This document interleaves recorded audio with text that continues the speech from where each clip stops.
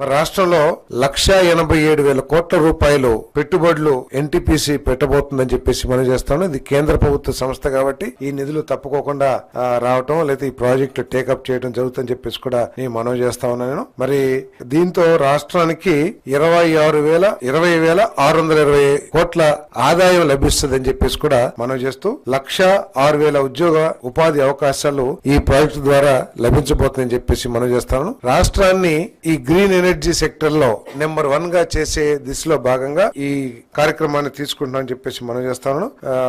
Solar, wind, pump storage, green hydrogen, green ammonia వంటి పునరుత్పాదక విద్యుత్ రంగ ప్రాజెక్టులు పోర్చడానికి రాష్ట్ర ప్రభుత్వం ఎప్పుడు ముందుంటుంది. ఇంటిగ్రేటెడ్ క్లీన్ ఎనర్జీ పాలసీలో భాగంగా వచ్చే 5 ఏళ్లలో 78.5 గిగావాట్ల solar power, 35 gigawatts wind power, 22 gigawatts pump storage, 1.5 MMT